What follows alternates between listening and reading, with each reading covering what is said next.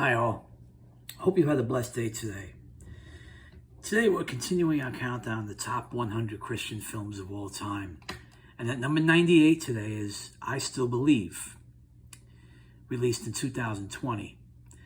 It's based on the true story of Christian singer Jeremy Camp and his first wife, Melissa Lynn Henning Camp, who after they got married found out she had ovarian cancer, and well, this is their story.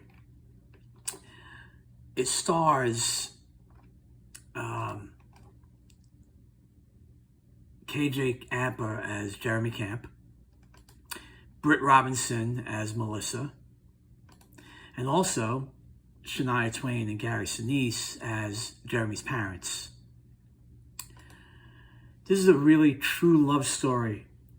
It doesn't get any better than this, and it's based on a true story about how these two people met in college, and Melissa and Jeremy wind up falling in love, and they find out that she's sick, but he proposes to her anyway, and she becomes well. She actually goes into remission, and so everybody's happy, and they think life is going to be great. And unfortunately, 6 months after they're married, her cancer comes back. And unfortunately, there's nothing that can be done.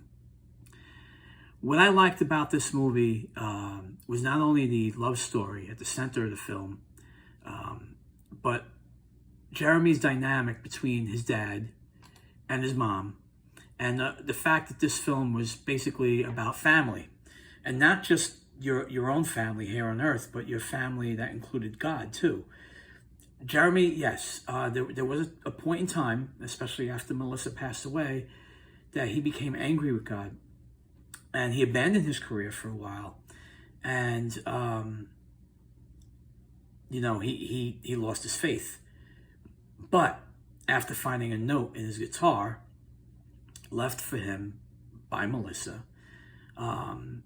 he realized that, because her note basically said, do not let this get in the way of your faith. Because let's face it, God has a plan. He has a plan for all of us. And we may not always agree with the plan, but it's the best plan that he has for us. And that plan is sometimes includes pain, and nothing worth having in life comes easy. So anyway, after getting that note, it strengthens his faith even more. He continues to write songs, and he winds up 2 years later writing the song I Still Believe, which is all about his suffering and his restoration of faith and his love letter to God, basically. So here's a shot of the real Jeremy and his family at the end of the film. And he winds up meeting somebody, and they're still married to this day, almost 19 years later, and he's got 3 children. And the woman that he meets, Adrian, who's his current wife, tells him in the film at the end that I Still Believe, that song, meant a lot to her. It changed her life because she lost someone that was very close to her as well. She got angry at God, and Jeremy's songs just made her reevaluate her relationship with God. So very moving, very touching.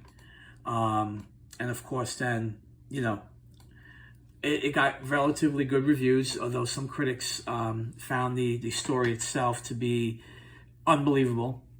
But then again, truth is stranger than fiction, right?